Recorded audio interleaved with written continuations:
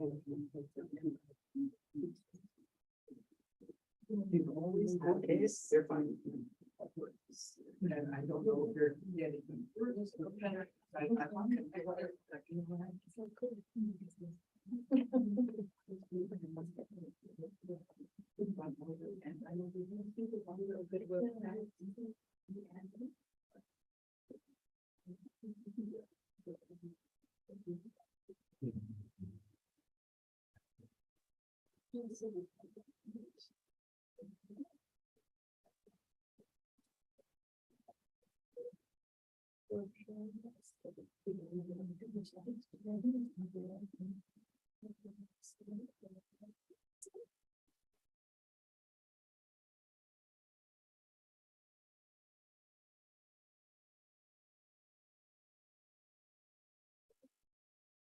How many people are online?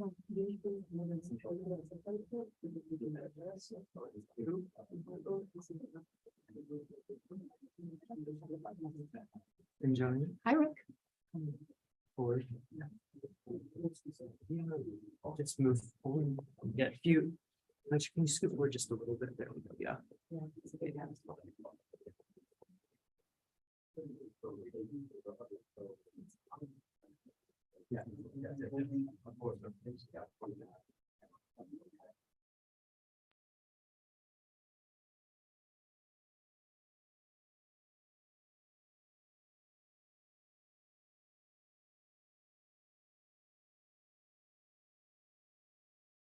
Good morning, everyone. We'll give people a few more minutes to come in.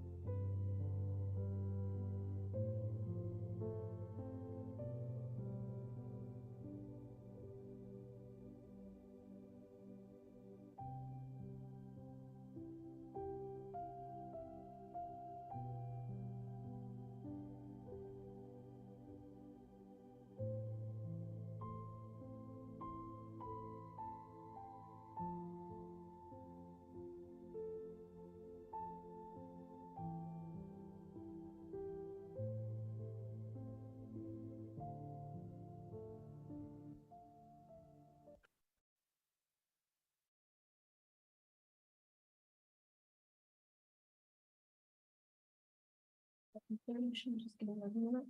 Maybe 1 more minute. Let the stragglers get in. Hopping on their computers. Last minute coffee.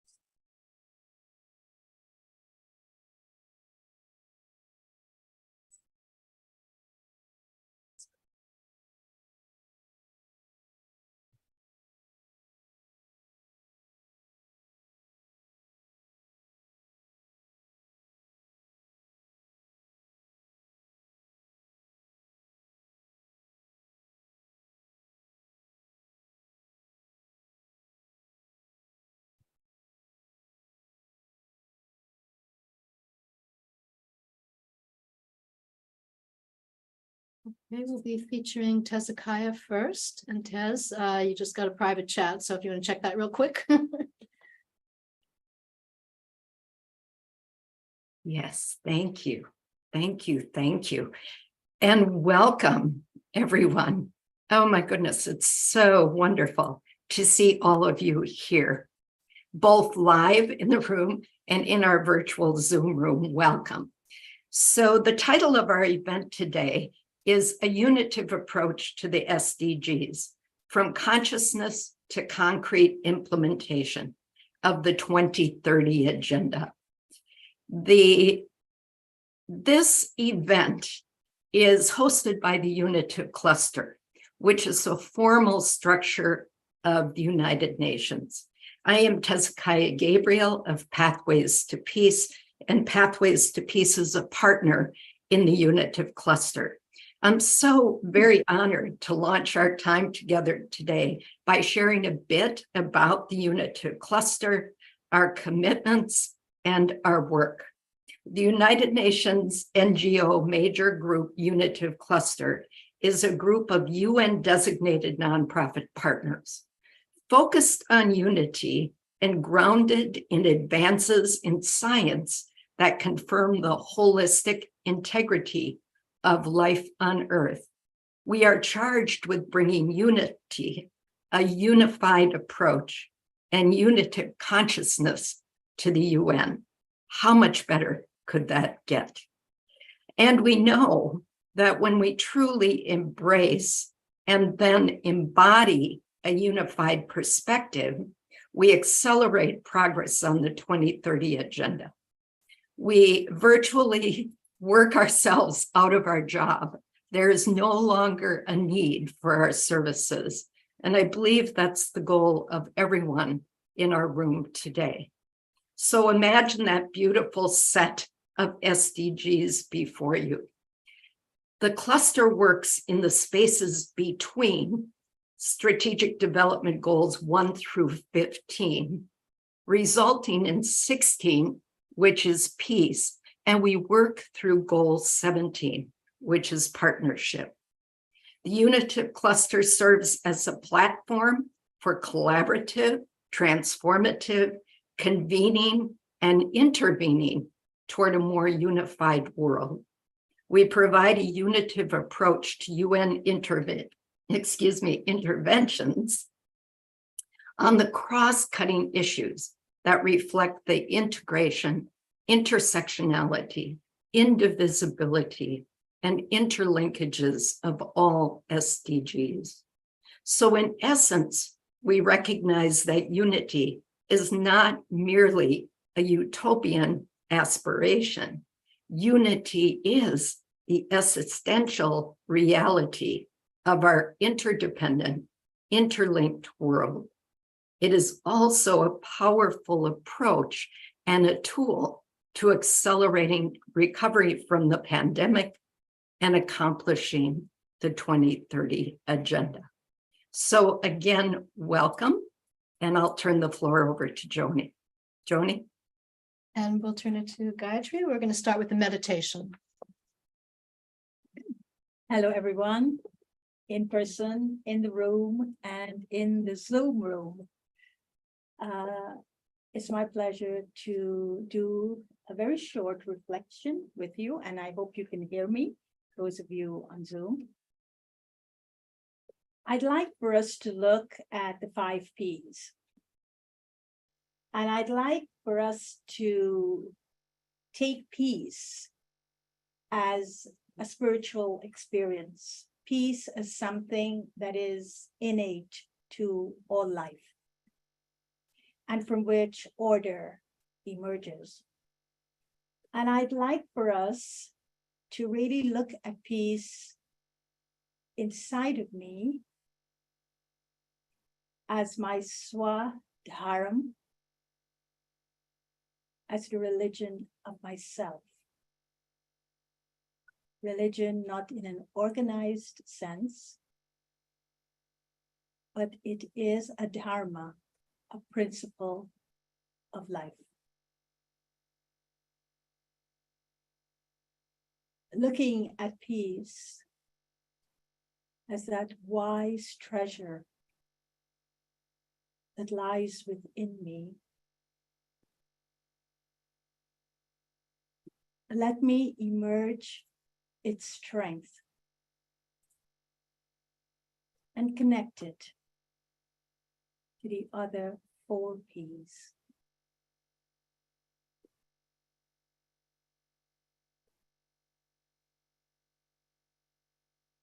strength from the peace within me. Let me connect it to the planet.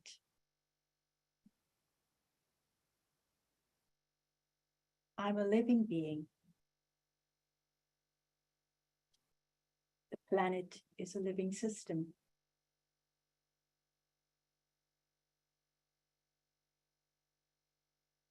I connect my peace to the peace in the planet.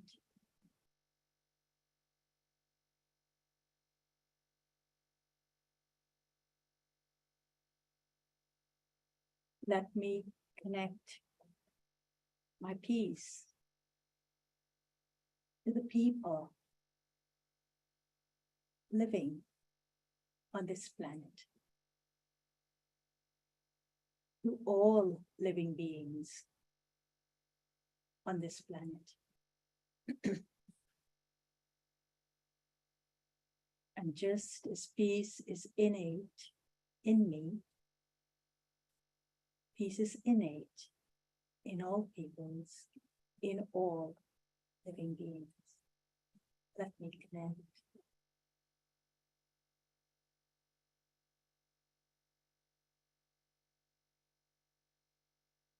Let me connect my peace, partnership,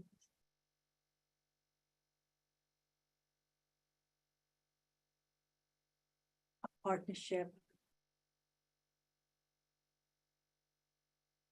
connecting the individual to the planet and the people.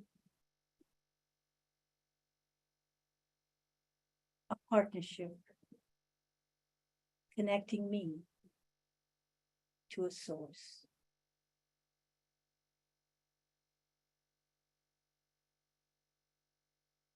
And the core of these partnerships being peace.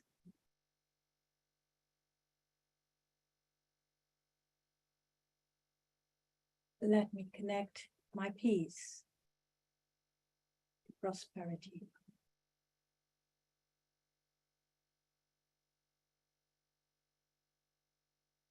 Peace doesn't go in pursuit of happiness. Peace by its nature is abundance. It's generosity. It's sharing and caring.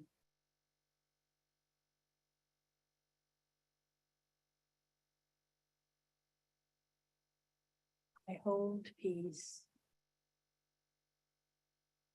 as the central core, the 5 P's underpinning the Sustainable Development Agenda. Thank you.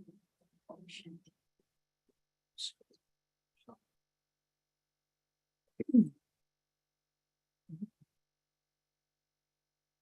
Welcome, everyone. Isn't it wonderful to be in person? Really exciting. And welcome everybody who's joining us from Zoom. Some people who are here on Zoom may not be so familiar with what we're all doing here. For 2 weeks every year, there's a high-level political forum held in New York. And all of us in the room and some of us on the screen are actually participants in that forum. And that forum is to work on the Sustainable Development Goals, or the SDGs. The high-level political forum is the HLPF, the Sustainable Development Goals we call SDGs. In 2015, the entire world voted to make 17 Sustainable Development Goals our global agenda until 2030. And the work of the HLPF is to further that agenda. So the SDGs are the 2030 agenda. And the Secretary General just issued a report that came out on Monday, and he said we're halfway to 2030. Since 2015, only 12% of the goals are met, 50% are stagnant, and 30% are in regression. And that may not even be a full reflection of how poorly we're doing in terms of realizing the agenda. So the SDGs are clearly not on track. And members of the Unitive Cluster feel that one of the reasons for that is that we need a deeper and a much more integrated approach. And so our unitive work applies to Goal 17, which is about partnerships, and that's under review every year at the HLPF. But this year, the United Nations has also noted that the importance of integration, intersectionality, indivisibility, and the interlinkages. I think of those as the 4 I's, and they're really central. And so that all the goals are linked to all the other goals. So today, we're not really just focusing on one goal, but we're focusing on establishing a more unitive context for the 2030 agenda as a whole. And we're confronted with some very fundamental contradictions. One is that unity is the most primary objective of the United Nations, yet the underlying narrative within and beyond the UN is one of fragmentation and divisiveness. The Unitive Cluster recognizes that current systems are based on a predominantly separation-based cultural narrative, and that espouses a lot more division and competition, and so much so that, to the point that warfare is considered a norm, and a norm worth fighting for. And so for millennia, our underlying cultural narrative has supported ideas like might makes right. It supported a win-lose mentality at the basis of a lot of our decision-making. And it's implied that survival requires getting over on the next guy. But evolutionary biologists are telling us that survival of the fittest is only true if you include cooperation in your definition of fitness, because cooperators survive. And so again, it's basis of unity. But we have this narrative that's kind of saying something different. And I want to distinguish between narrative and stories. Narrative is that deep, unconscious cultural assumptions that run in the background. It's like fish swimming in water. We're swimming in the cultural narrative without really thinking of narrative as such. Stories are expressions of that narrative. They tell, situations about that narrative, but they don't really question the underlying assumed norms that are in that. So stories are expressions, but the underlying narrative is unspoken generally. So we're making the case today that our underlying narrative is turning out to not just be not a plan for survival, but it's also scientifically inaccurate. And it's antithetical to the 2030 agenda. And it's totally incoherent with all religious and spiritual teachings, not to mention that it often plays out as completely ethically corrupt. And so another contradiction comes up in that unity is commonly misunderstood as some kind of unrealistic utopian aspiration. And that belief puts us in a really untenable position. It puts us in coming together to unite as nations, while we've got this underlying narrative that's telling us that that's not even possible. And so we're caught in that quagmire. So this demonstration today, this session today, is we want to demonstrate that unity is not some kind of pipe dream. And as you'll hear from Jude in a moment, not only is unity possible, but our unity with each other and every other life on the planet is our existential reality. It's not something out there, it's something that's just as so. Unity is not so much something to strive for, but something to wake up into. And that's kind of interesting because that's how Buddhism frames enlightenment. And I think there's a connection there. There's another discrepancy between the UN's mission and the prevailing underlying narrative that's also apparent in how the SDG summit that's coming up in September is being framed. The Secretary General said this SDG summit in September must be a moment of unity to provide a renewed impetus and accelerated actions for reaching the SDGs. So again, unity is recognized as a priority, and yet there's no planned summit programming that addresses unity on its own terms. It's assumed that unity, like all other intangibles, will just happen if we do enough good projects together. But if projects alone were enough, we would already have the world we want, because there are amazingly wonderful projects going on in this world. But we don't lack solutions. We lack a coherent worldview that can provide a framework that's fit for purpose of creating a peaceful world, that's fit for the SDGs to fully express. There's also some contradictions inherent in the UN's motto to leave no one behind. The idea that anybody could be left behind would be incomprehensible to most indigenous people because their cultures don't tend to be underpinned by a separation-based narrative. Most indigenous cultures see themselves as one with the land, with each other. They never had that belief that there's the separation. So from a unitive perspective, our work isn't about moving people from the back of the line to the front. And because as long as somebody then is going to be at the end of the line, it's just going to be a different person. As long as there's behind, somebody's going to be in it. So that's what we really have to work on is taking a unitive lens to the very concept of behind, and to ask ourselves, who are we that there's even such a thing as behind? And what do we have to do about that? So we believe as a unitive cluster, what we're working toward is establishing more circular and more holistic norms. And the unitive cluster comes together to put unity front and center and to focus on it at a much deeper level. Our first task is to establish more solid ground for unity by bringing forward cutting-edge science and demonstrating how remarkably coherent that science is with religious and spiritual wisdom, and about what we know about how to live our best lives, what we even know in our own hearts and souls about living our best lives. So right now, there's incoherence there. The UN Charter starts with "We the peoples of the United Nations," and it goes on to promise to unify for the sake of peace and security. But that level of unification spans a much broader spectrum than 17 delineated goals could possibly span. And our session today explores some of the range of that spectrum, starting with recognizing that unity runs much deeper than goals do. And so we need to plumb that depth if we're going to really fulfill the goals. We also recognize that there are systemic prejudices toward bringing ideas like consciousness and spirituality into the UN conversation. We convened the cluster in part because a whole lot of us were just tired of talking in code and skirting around what feels like is a really critical missing link. And we wanted to work unabashedly, unashamedly, and unafraid in the domain of the intangibles. And we wanted to address the multidimensional levels of transformation. So we formed the cluster because we feel like we can't afford anymore to ignore the holistic wisdom that comes from religion and spirituality, even though it's a wisdom that's both overtly and covertly censored often. It can be censored out of conversations around the UN and elsewhere. But more often than not, it's just overlooked. It's either dismissed or overlooked.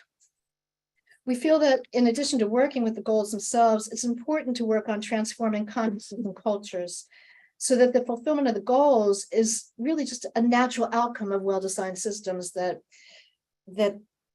because the piecemeal projects that come up as the result of working just on goals really doesn't get us there. We have to go to a much more holistic approach because we have this idea that we work on these projects against all the odds, one little piece at a time, and we wonder why we're frustrated. So we started this because we wanted to tap into the intangible place where we all know ourselves to be one.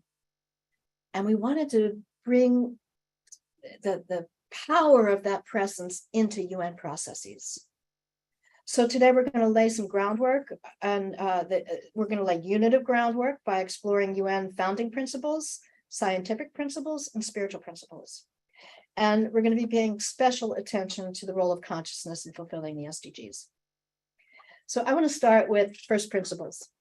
First principles are things like justice, dignity, equality, peace, things like that. And those first principles are the foundational ethics and values that underpin documents like the United Nations Charter, the Universal Declaration of Human Rights, United Nations Declaration and Program of Action on the Culture of Peace, the Earthwise Constitution, the Earth Charter, and many others. So even though these principles form the bedrock of the entire UN system, they're often considered too unrealistic and too intangible to address directly. They get dismissed as fringy and airy-fairy, and that's led to first principles becoming secondary considerations at best. Most often, they aren't even considered at all because they're intangible, and most of our metrics are based on materialism. So principles may be intangible, but they have everything to do with outcomes because principles play into our values, and values drive behaviors more than any other factors by far, according to tons of studies.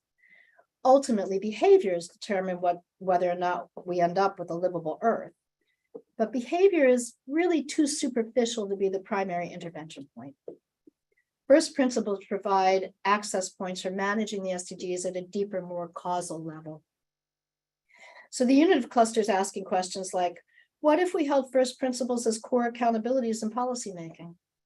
What if we decided to take this historic post-COVID opportunity to set the UN Declaration of Human Rights as our set point, as opposed to using things like GDP as our bottom line? What if first principles became the basis for building new economic and social norms? Imagine the world we'd have if we set first principles as our ground zero conditions. That would be a paradigm change. That's the basis for paradigm change, not behaviors one at a time. They are the result of this deeper underlying consciousness shift. That kind of monumental shift would be a giant leap away from our separation-based norms that inherently accommodate rampant poverty, violence, and climate degradation. A first principles-based approach would establish new fundamentals that are peaceful, compassionate, and earth-friendly. Projects that are constructed on that ground would be rooted very differently, and so they would fruit very differently. COVID brought us new opportunities to redefine normal, to reinvent what we think of as normal.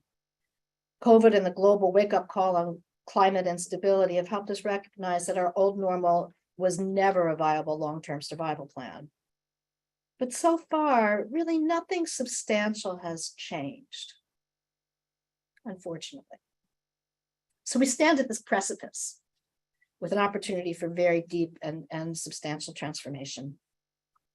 If we want a new normal, we can't just keep doing good projects without recognizing that as long as SDG projects are situated in a failing paradigm, they can't fully accomplish their objectives. A new normal requires that we not just do things differently, but that we actually be different. Doing involves tangibles, being involves the intangibles.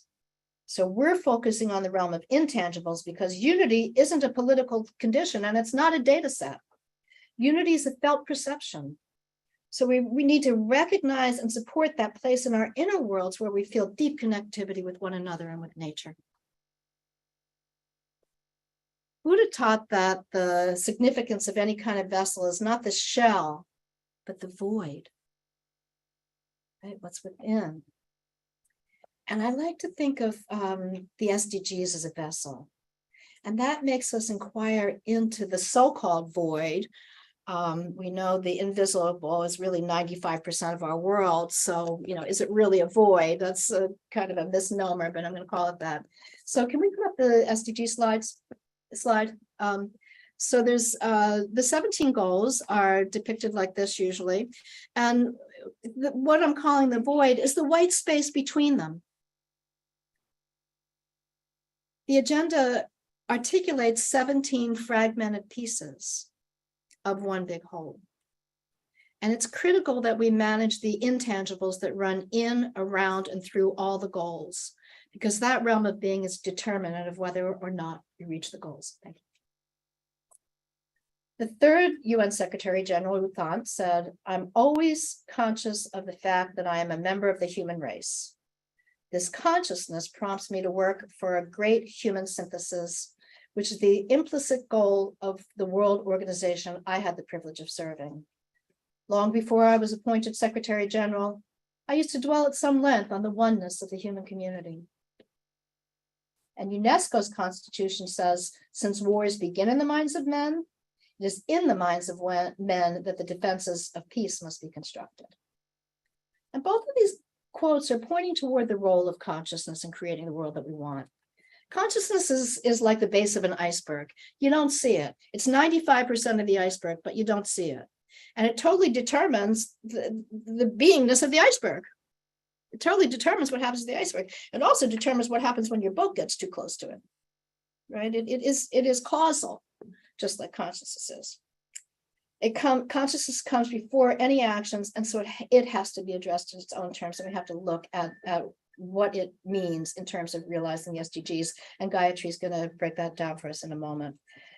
But for now, I just want to make the point that we have to recognize that every social crisis is first and foremost a crisis of consciousness. We have to face the fact that we cannot fix or sustain our way to a good future because our fundamental conceptual framework, the things that we're trying to fix, our unconscious baseline assumptions, our paradigm, they're inaccurate.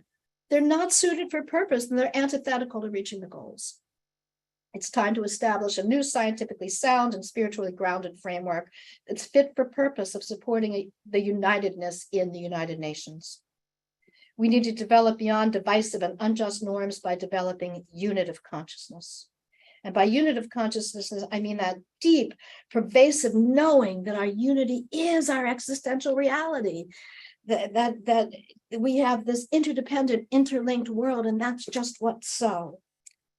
Working at the level of consciousness is the only way that we can actually transform social norms rather than just fixing a system that's hardwired for destruction.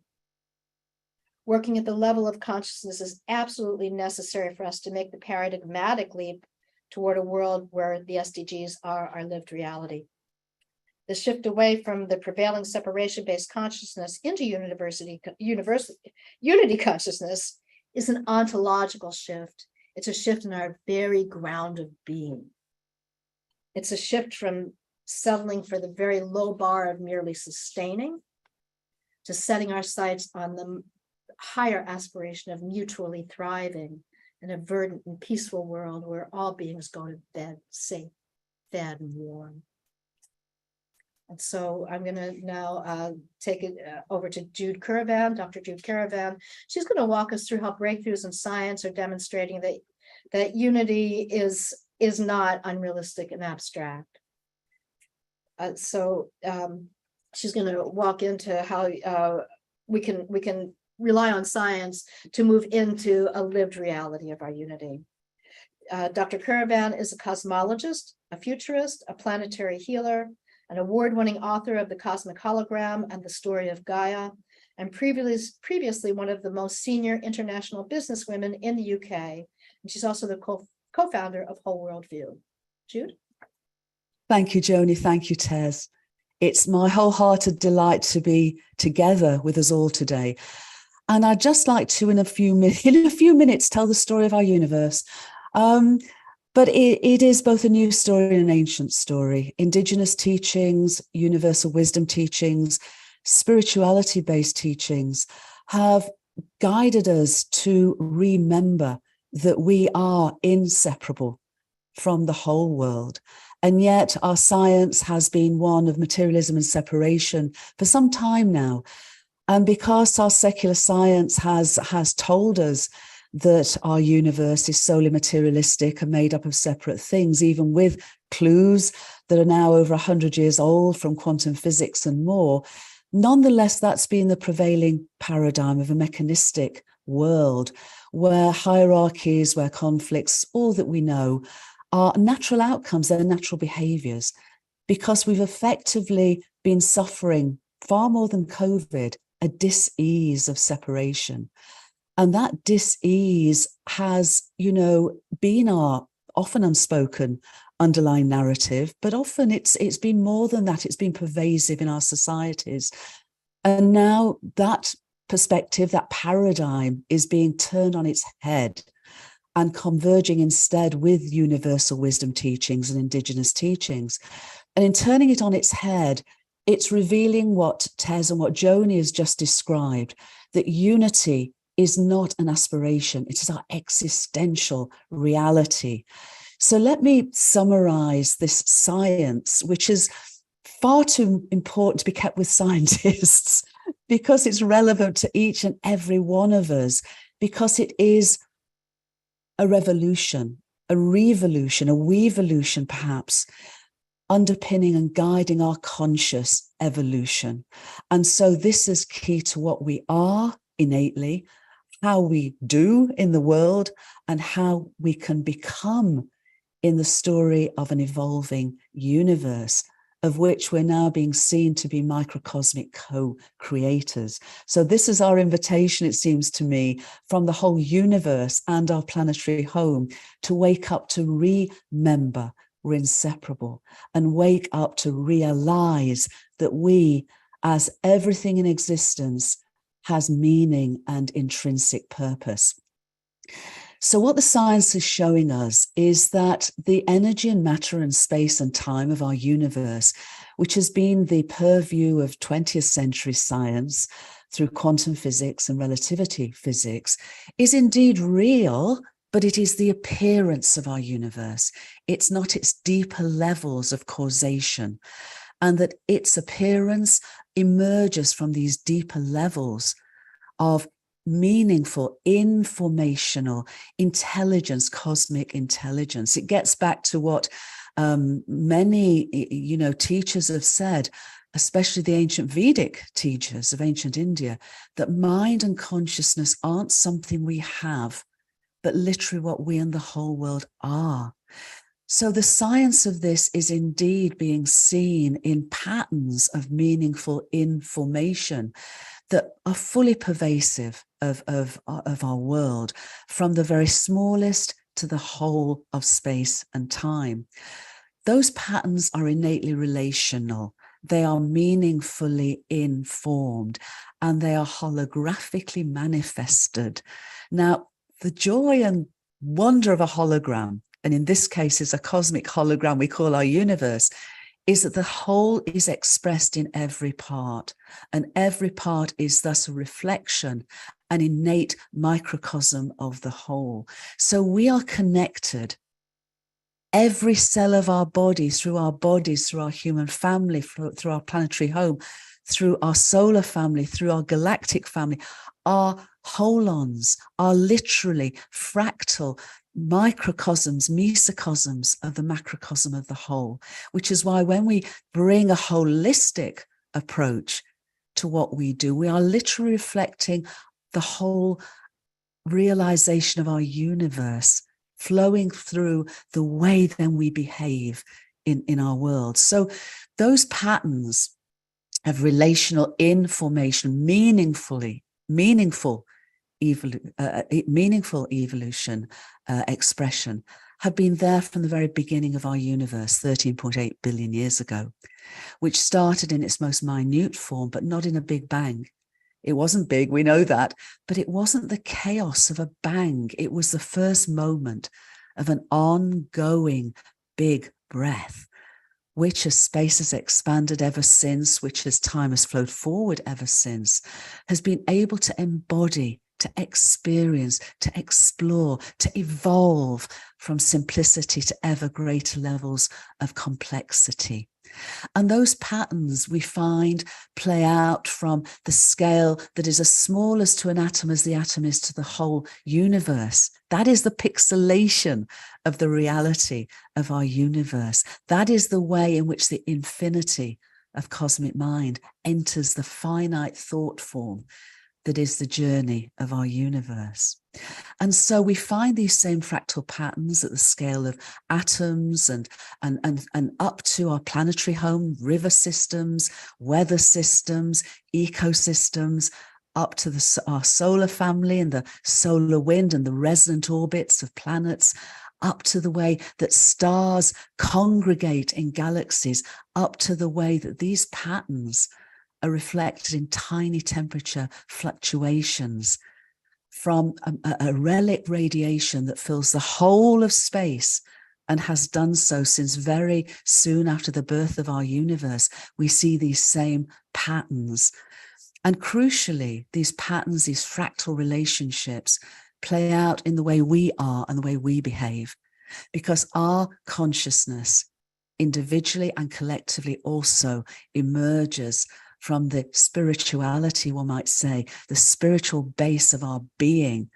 And so the patterns that we play out, whether it's in the way we work through our internet, whether it's the way we use our mobile phones, are exactly the same patterns that we find in ecosystems, that we find in atoms, that we find in galaxies, we are not in any way, could not be in any way separated from the inseparability that is our whole universe.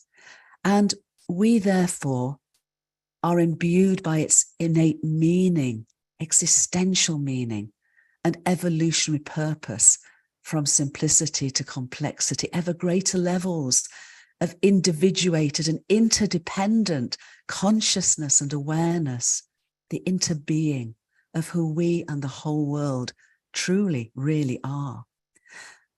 And what this new ancient scientific spiritual convergence is also inviting us to is a realization that, as I mentioned, we are microcosmic co-creators of the evolutionary purpose of our universe. And we stand now, here and now, we stand now at its bow wave. We look back over our shoulders, 13.8 billion years, to the very beginning of our universe, because its story is our story. Its big breath breathes through us. And at this bow wave of this here and now, all the time that has moved to this point is now replete with potential, because that potential, how it manifests, how it moves forward, not in the laws of physics, but certainly in the story of our beloved planetary home Gaia, and our story, and the story of all the children of Gaia, is very much dependent on our choices now. So do we choose to remain in the illusion of separation? Or do we choose with this understanding? Joni talked about what if, what then? This is the what if, this understanding of wholeness of which we're innate, wonderful, co-creative, important, significant, meaningful participants. What does it mean if we wake up to remember we're inseparable and grow up with that realization to become co-evolutionary partners with the evolutionary impulse of our entire universe and our ongoing evolutionary impulse of our planetary home, calling us into the incredible potential of a shared future where we can remember that it's not just, we're not just talking about unity and diversity, although the unity of our universe is indeed expressed through radical diversity, but to go beyond that, to unity and inclusion, to go beyond that to unity in belonging. Because when we know we belong, we don't really need an invitation to join the party. We're already there. So, but this is a realization that we belong, that our whole being, not just our well-being, our whole being belongs to a wondrous, ongoing evolutionary journey. And so we're now able to write a new narrative, a unitive narrative that is both new in the science and ancient in the wisdom, to converge those, to underpin and frame us, to empower us, to give us authentic hope, to link up and lift up, to light up and level up, because that is the invitation of our universe. And that in our way is the invitation of our Unitive Cluster with our friends and colleagues, not just in the United Nations. Let's bring the UN of the Unitive narrative to the UN of the United Nations, but let's realize that this has relevance for everyone, wherever we are, whoever we are, because we do indeed all belong, and we are indeed all inseparable. Thank you, everyone. Thank you, Jude. Just a quick program note. Some of the posters went out early when we were thinking this was going to be an hour. It's going to go to 11:50. So just 12:50. Yeah. So we're going to have Gayatri talk to us about the role of consciousness in SDG fulfillment. Gayatri Narain is an author, speaker, and practicing Raja Yogi. Gayatri is the main representative of the Brahma Kumaris to the United Nations. And in this capacity, she, along with the BK team at the UN, explore transformation as a spiritual and universal phenomenon. Gayatri is also the vice chair of the International Day of Yoga Committee at the UN. Thank you. Well, I was told to share with you, does consciousness matter in 5 minutes? So I could take, or 7, okay. But I could take a second and I could say to you, yes, it does matter, and say thank you. But I was very inspired by Jude and Joni's sharings. And I do feel that we are living in very interesting times. We are actually living in the times of Charles Dickens. It was the glorious of times, it was the worst of times, it was the most beautiful, whatever. But it was one of those description of times that I don't think anyone has actually come up with since then.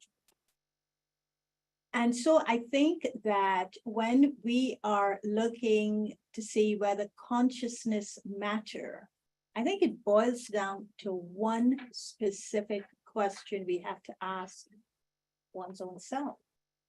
Do I matter?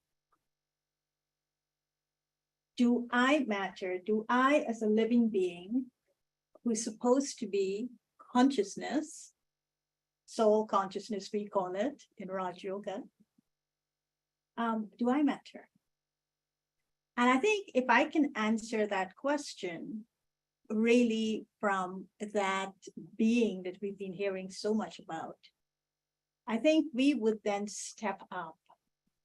Because what's happening, I shared with someone this morning, and the person was saying to me, oh, it's the dawn has broken, morning has broken, there's the dawn, and that means it's a time for awakening, people should be awakened. And I said, you know what, the sun has risen, but people are so comfortable in their comforters, they just pull it back and go back to sleep, but the sun has risen. So this is what I'm saying. If it matters, I wouldn't take my comforter and, pull it over me and say, sun has risen, but you know what? I'm so comfortable in this warmth of the sun. I'll just go right back to sleep. And that's the thing about awakening. You can fall asleep very quickly after. But I think these words that Judy's been using, that Jude has used, I think they're very important. Realize and remember. So when I look at the SDGs, many years, and many of you know that I've been at the UN as an NGO, for decades. And I remember when this word transformation came up, and they said that the SDGs were the agenda was actually grounded in universality and transformation. Universality, I knew north, south, east, west, we're all going to come together. And I think that's where the concept of leaving no one behind. It is not just one part of the world, but it's the whole world coming together. But for transformation, I think that there was something there that wasn't very clear. What do we mean when we say transformation? And so as the co-chair of the International Day of Yoga at the UN, and my partner in divine crime is here, Denise, I started really deeply thinking about yogic silence and the transformation that occurs in yogic silence. But today, as I'm listening to everyone, I think unity, which in Hindi means ekta, it means, ekta means one. It means to be in remembrance of one. And so whether you're looking at the planet is one living system. You're looking at yourself, you are living, belonging to a bigger system. And so this oneness, you're starting off from a state of unity, from a oneness, from one. And then, of course, you're looking at the intricacies of everything else. But how is that possible if how can I transform my awareness of something if I don't go deeper into consciousness? Now, awareness wouldn't exist if I'm not conscious, right? So what comes first, the chicken or the egg, consciousness or awareness? But I think they're together. And so when I look at the Sustainable Development Goals agenda, and of course, the goals being the 17 goals, and of course, targets, gets more and more complex. I think we're looking at being at a time in our world when we're being called upon to look at 3 universal principles in relation to transformation, but which also calls on each and every individual living on the planet, each person living on the planet, to also look at themselves and ask the question, do I matter? And I think that these 3 universal questions are actually, principles are actually inclusive of all individuals. I love this idea of the great belonging. And if we belong to something, we will step up. If we belong to something, we just won't come in when the party is going on, but we would want to plan that party, and we would want to contribute something to the party, and we won't want to clean up after the party, right? We just won't leave. And so we would all feel part of this great belonging. And so these 3 principles that I would like to ask us to consider when we're looking at this unitive approach is, first of all, the principle that we call the law of karma. So there could be laws as well. What is the relevance of the law of karma now? The law of karma is a universal principle. It is the law of cause and effect. And if we want to have a new narrative, and I think before we could have a new narrative, we need to have a restorative narrative. That restorative narrative is connected to the law of karma of which we all participate. What's the cause and effect? We're looking at our world today. We're saying, wow, look at where our world has come to, climate change. Oh my God, I'm so scared. But is it a fair thing for me to say as an individual, how did I contribute to it? Is it a fair thing for me to say as an individual, how can I make a difference to my world, to this Gaia? I love my name because the only way people know how to pronounce it is when I say Gaia and tree. And they say, oh, we got it. So isn't it fair for me to ask that question about myself? Or is my life business as usual and somebody else will change? And somebody else has got to change it. So I think that's the consciousness we need to have, and it matters. And it needs to have a transformation in our consciousness. And how does that occur? It doesn't occur by living in the domain of the problems, but it occurs from transcending the problems and connecting to a unifying force that we call the higher power, to connecting to ancient wisdom that gives us sense and meaning. And sense and meaning of ancient wisdom is law of karma. How do I turn around the karma that has led me here? How do I elevate individual and collective karma?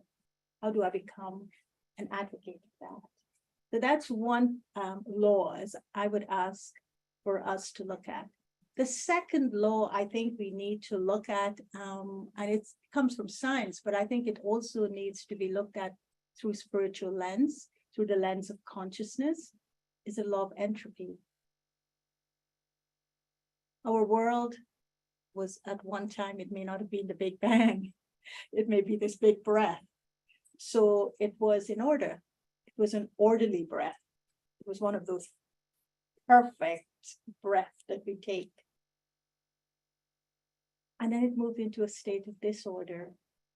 How did we change the rhythms of our breathing that led us to a state of disorder? And how can we bring it back to a state of order? And I think this is where, from a consciousness perspective, we look at it from descending degrees and ascending degrees. And David Bohm wrote this beautiful book called Thought as a System. And what he says, which is very profound in that book, was do not underestimate a thought, because it moves out and connects to a system. So consciousness means I'm soul, I have consciousness, I think. So if I'm thinking, what value do I give to my thoughts, and what is it connecting to out there? Is it to the ascending degrees of this law of entropy, or is it to the descending degrees of the law of entropy? And when it comes to my conscience, which is part of consciousness, how does consciousness work? How does conscience work? How does this, the Hindi word is vivek. It means for conscience to work, I have to connect it to two things, not just to wisdom, but to love. Does love come from justice, or does justice come from love? If love comes from justice, I'm in a secular world with my thoughts in a descending degree. If justice comes from love, I'm in a conscious world. Love is innate to souls. No human being, no living being can survive if they don't get loved at some level. They have to be loved for them to flourish. And so if I connect to the love in the conscience, then justice flows from it. So this other law of entropy, I think we have to look at it from the level of consciousness. And the third law that I think, and I'll stop here because I can go on and on. The third law I would say is what Jude so beautifully said, and thank you for saying it, is remember. You may call it the law of resonance, you may call it the law of rapport, but I think it is the law of remembrance. And I think that's where transformation occurs. That why do we observe silence? What is yogic silence? It comes from a premise that everything I need to know, I know. Everything, truth, lies within me, latent. And everything I need to know, I already know. I need to remember it. But we would say, the Brahma Kumaris would say, maybe you need a little bit of help, because the soul is so, the truth is so suppressed in the soul by layers and layers and layers of illusions, Maya. We call it Maya. So to remove the illusion, you need a little bit of a laser surgery done. So this laser surgery would come from our connection to a higher power. And you would see that higher power in any way you choose. But connect to something higher so that that narrative of our world is restored.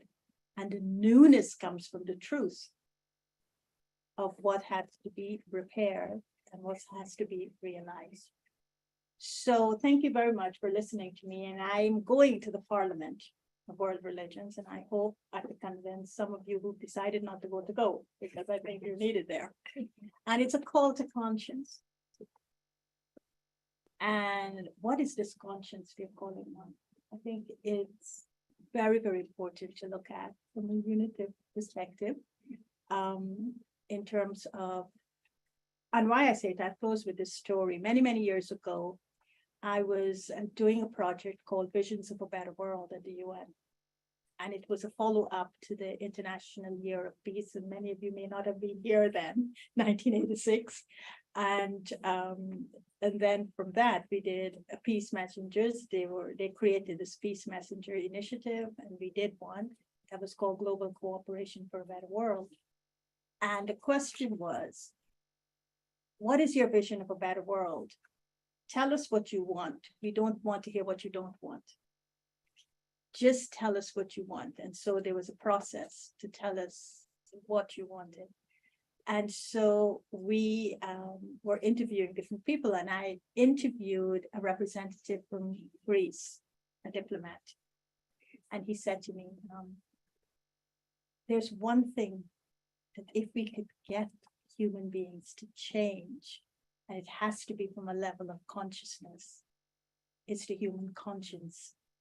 That is the only weapon that, and he was using the word weapon, that's the only weapon that would change the direction of this world at all levels. And so why consciousness matters? It matters because it's the only domain in which conscience can change. And that's what is required. Thank you all. Thank you. I'm so glad you brought up the word love. You know, when we applied to the UN to form the cluster, we actually had the words love and consciousness in our application. And I think that was already transformational. Now, just to enter it in. So science confirms what all the major religions have said, and also what indigenous wisdom tells us. And Michael Galloway is now going to help connect the dots for us. Michael is the director of the New York offices of World Goodwill and its parent company, the Lucis Trust. Through its many activities, the organization aims to mobilize the energy of goodwill and to foster a universal spiritual perspective of the future through meditation and study of the underlying causes of major world problems. Thank you so much, Joni, and thank you so much, Gayatri and Jude, and everybody, of course, that's joining us here today. It's really a privilege to be able to sit here and talk about unitive consciousness and SDG implementation. And I'd like to begin by stating that it is my very strong opinion that, and sort of to put this in perspective, I think is important, that the SDGs are by far one of the greatest triumphs of multilateralism and international development ever. And I say this despite the fact that we are not on target to meet the 169 targets of the 2030 agenda by 2030. The 2030 agenda is the most coordinated, the most comprehensive, the most ethical, the most visionary, and the most practical development project ever attempted by humankind. And the spirit of unity and goodwill is certainly alive in this project and woven throughout it, from its inception through its implementation. And definitely we can feel it building now as there's this great push towards 2030 and beyond. And so the question then becomes, what role can unitive consciousness play in moving us towards full implementation of the 2030 agenda and also the work of the UN more broadly? And I think to answer that question, it's important for us to first be very clear about what unitive consciousness is. And so to me, that's one of the most important things we're really doing here is just, what is that? Answering that question, what is unitive consciousness, first of all? And we've heard beautiful from all three of the previous speakers. And so I'd like now just to add to what you guys have said, and I probably will be repeating some of the same points, but it's such a multifaceted concept that I think it's important to hear it from as many angles as possible. So consciousness, as we know, in its sort of common usage, just refers to like awareness, to perception, to vision, and it often fundamentally has to do with the mind and the way the mind relates to the phenomenal world and to others in one's environment. But when we refer to consciousness here, it means something a bit more than that. It refers to not just how we relate to the world around us, but more fundamentally with who we are. And so to really understand consciousness, and especially unitive consciousness, we have to return to that perennial question, who or what really is the self? You know, who are we as human beings? Who are we as spiritual beings? Who are we as members of our communities? Who are we as nations within a world of nations? You know, who are we as a planetary whole? And so to answer this question, you know, who or what is the self? Of course, we're going to return to the religious and spiritual wisdom traditions of antiquity. And of course, all of them are very alive today as well. And we hear the wisdom and philosophy from the East, especially, as many of us are increasingly in the West informed about, teaches, you know, that we are more than just the physical body. We are more than our mind, which is really just sort of a tool of the self. And we are, of course, even more than our personality with all of its very often charming and interesting characteristics. Beneath interpenetrating all of that is this sort of animating principle or soul. And this soul is the self. It is the divine spirit in the human being. It is the source of all of our beneficence, the source of our virtue, and of all the divine qualities which make us fully human. It is our innate conscience. It is also the voice of the silence. And it is God immanent in the human heart. And we can see evidence of this soul wherever the best of our human qualities are brought out, in cooperation, in acts of sharing, in a sense of responsibility to the whole, in a willingness to sacrifice for others, in the ideal of freedom, in the ability to produce and appreciate beauty, and of course also through the practice, the ability to have and practice compassion. And in the Christian teachings, the soul is referred to as Christ in you, the hope of glory. And in the East, we have a very important text, the Bhagavad Gita, which teaches that stripped of every illusion and limitation, the self or Atma is in fact one with Brahma or God, which permeates all things with but a fraction of itself and yet remains. And this spiritual text perfectly and beautifully resolves the paradox of God immanent and God transcendent.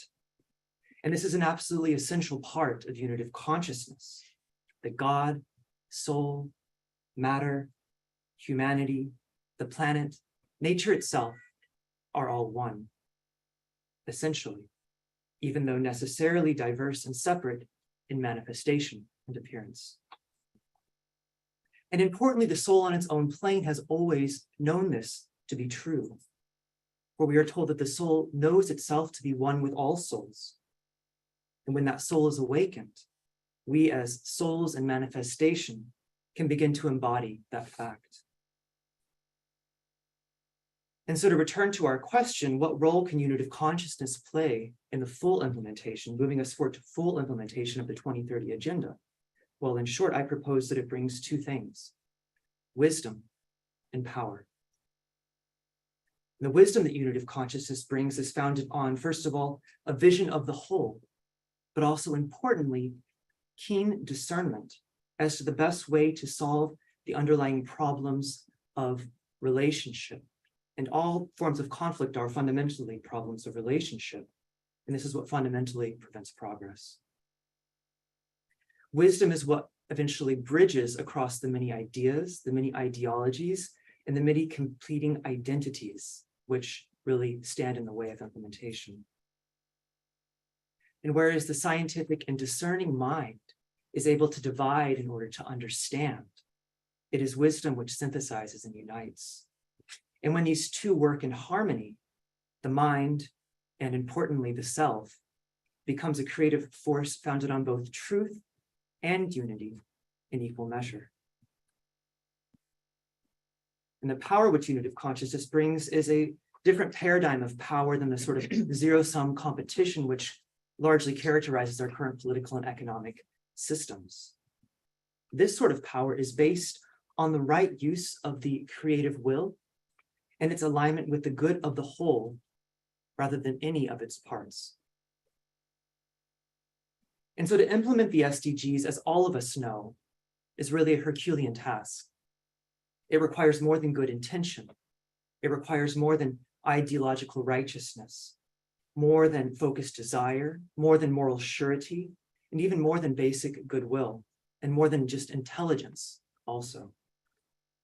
A task of this magnitude requires a real and focused use of the will, not by a few or even many individuals, but by the many groups, the many communities, the many nations, working often, apparently, and necessarily along different and seemingly conflicting lines. And so it's fundamentally about moving from the pursuit of what we believe to be right to becoming the means whereby the right, the just, and the true work out, no matter what form that takes. And so importantly, it's not about changing who we are to fit into some mold of unitive consciousness. It's about becoming who we are as nations, as communities, and of course, as individuals, and of course, as a planetary whole and an integral part of nature. And so unitive consciousness is what will take us from unity as a goal and an ideal to a state of actually becoming and embodying the principles which underlie the goals themselves, those first principles which Joni talked about. And unless we can embody these principles, these principles really are the spirit of the goals themselves, unless we can embody them, the material targets, where there's so much focus these days, which are of course very necessary, without embodying those principles, those material targets will ultimately fail in their effects, even if they are achieved in the end. And so this sort of becoming may not necessarily be what the HLPF committee had in mind when they said full implementation. Perhaps I don't think they thought that full implementation meant that far, would require that. Probably they thought of it as something that you would do, but it really is a state of becoming. And I think, and many of us here, I believe, would also agree that this is what is really required for the full achievement of these goals at last and for all. Thank you. Yeah. I love that you brought up wisdom. The indigenous people in America had sign language between tribes so they could trade. And they actually had a word for wisdom, which is interesting, because why would you need that for trade, right? But it talks about their worldview. And the sign was to touch the head and touch the heart and bring it together. And that's kind of what we're saying, is bring the heart back into the conversation, into the equation. So we're gonna move on now to just an open discussion. We have 3 questions. Tara, if you can put them up.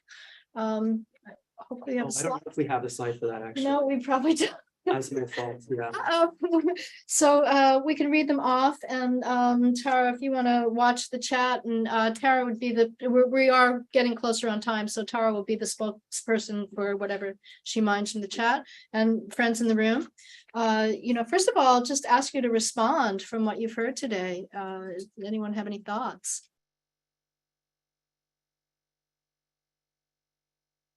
Thank you. I'm a co-worker with Michael. I guess, and this is something I ask myself, so I'm not pointing any fingers. I've had many dreams and goals and visions of wanting to see the world become a better place and become more unitive, but where it falls short is, how do I do that? How does that transformation happen? What technique, what tool, what will manifest this unitive consciousness that we're all talking about? Great question. I'm going to surface up a little bit more, and you can take that question as we move on. Let me just put out the questions that we wanted to put into the mix here, and that we're not stuck with these questions, but we wanted to ask, how do we put the unitivity back into the UN? And we'll go to Jude for a response to that first.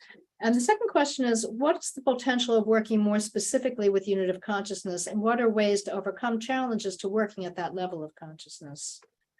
And really looking at with consciousness being like a forbidden frontier, right? A forbidden territory. Like, how do we break through that? And what would look different and what would change with regard to SDG fulfillment if we were to develop unitive consciousness? And so I'll let Gayatri take the first question. And that question, well, You said Jude the first. well, Gayatri's going to respond to the first. Sorry. Yeah. And so the question was, how do we take this into ourselves? How do we work on this from an individual perspective? Am I capturing your question? I think it's connected to transformation, right? What is it you do? Well, we only have control of our own consciousness in that regard, but obviously everybody can contribute. Right. But anyway, I could continue on, but Well, when we're talking to people, you have your forum, your venue, place that you work within. How do you inspire those people you're talking to do that work, to make that change within themselves? So how do we inspire people to make the their change? quota to that Mhm. transformation? Thank you. You still want me to do it? Okay. I think you alluded to it, and that is when you're looking at consciousness. I was speaking to a group of UNDP people, their well-being group. And their question to me was similar. How could I inspire them to do something that would help their well-being, would help them? And I think that what I liked about your presentation is that you alluded to this trajectory that we all have, but it's not exclusive to us. You see, the thing about consciousness, it is not something that you could apply to yourself and it doesn't have impact. It does have impact, but you don't have perhaps a matrix to measure it. And so this alignment, I call it a spiritual trajectory, for us to always be aware of is, how do I operate? How do I show up? And how does my presence inspire from showing up in a certain way?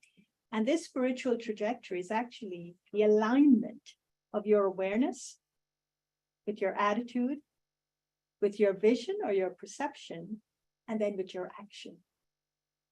And once you have this in alignment, then whatever you do has got wide-reaching, far-reaching impact that you will never be able to measure. And that's the thing about consciousness. It's a consistency of using certain methods that you know when applied are having elevate, I would go beyond positive, are actually having elevated impact on others. But because you're not seeing others doing it, sometimes it could tire you. Well, why do I have to do it? Why is it always me? So I would say stay in alignment with your true authentic self and try not to let external influences compromise it, because that's reaffirming faith in your own worth and dignity that the UN talks about. There's no one else who could do that for you. You do it for yourself, and then you show up with that presence, and it does have great, great impact on others and give them hope. Thank you. So Jude, how do we put the unity back into the UN, or maybe for the first time in the UN? I don't think it's the first time, Joni, but it's really not really been there for a long time. I'd like to expand this beyond this, because this is more than the UN. This is more than the United Nations. This is relevant to every single person on Earth, because this is who we are. And so it seems to me that we can do this, but it's more about us attuning and aligning with the evolutionary impulse of the universe flowing through us. You know, you often say, Joni, that this conversation could not have been had even a few years ago. And those of us who work globally are realizing that there's an acceleration in this awakening, this remembering of who we are. So putting it back is more about showing up and getting out of the way, as it were, for me, of this universal impulse to evolve. And so in that regard, when I look at the underlying causation of what is the appearance of our world, when evolutionary processes happen, something called flickering is part of that. And the old that is no longer really able to fulfill its further evolutionary potential starts to break down and fall away. And what is able to then take on that evolutionary impulse begins to form, begins to crystallize, begins to cohere. And that's what I'm feeling. So the more of us that are willing to link up and lift up and level up and light up together, as we're doing, but many, many, many others around the world are doing, that of its very nature is embodying that impulse, is empowering that impulse. So, you know, Churchill in the Second World War talked about keep on keeping on. He was a bit ruder than that, but it was the same idea. So it seems to me that just basing all that we are on the sort of the unitive narrative and the unitive principles that Sister Gayatri and Michael have spoken about so beautifully is how we bring things forward. We can't impose this, but it's an invitation. But it's an invitation that it's not just us extending. It's an invitation that our universe is extending through us at this pivotal moment in our human story and our planetary story.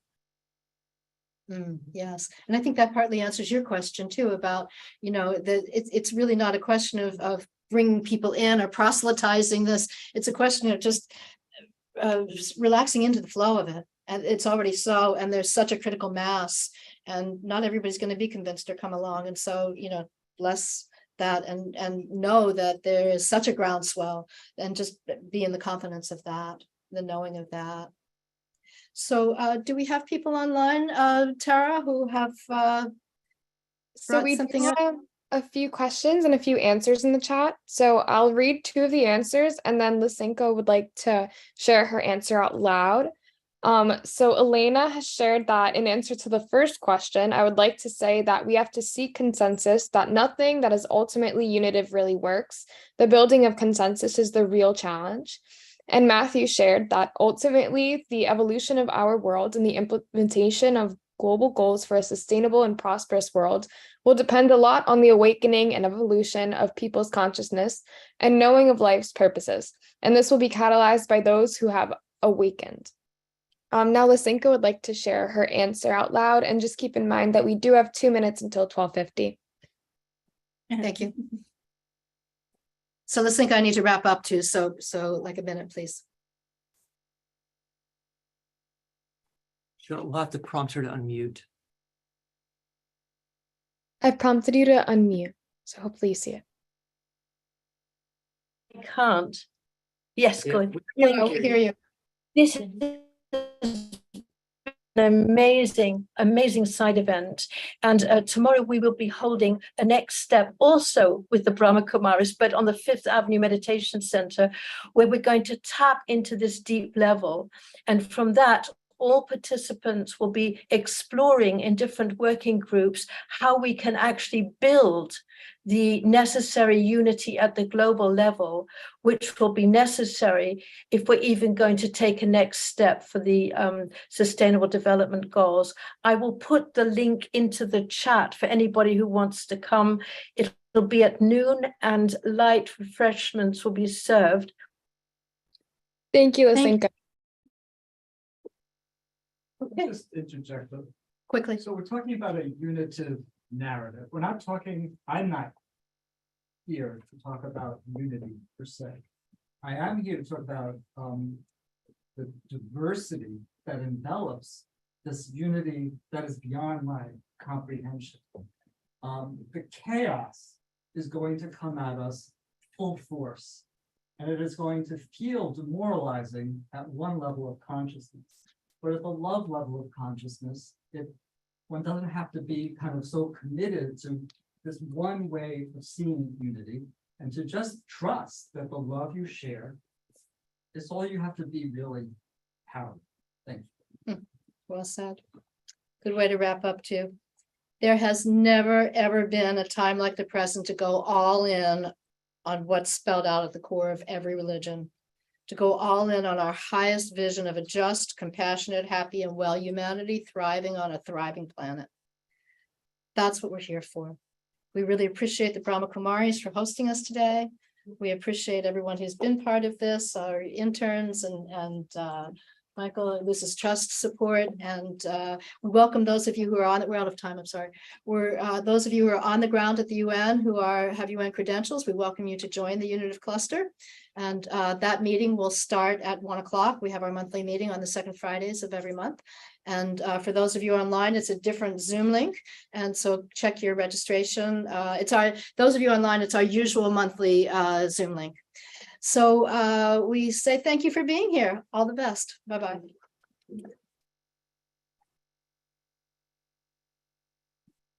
I would just say thank you very much for everything, Julie and Michael, for helping set up the sound and the Zoom and all of that. If not, we wouldn't have been able to enjoy everybody.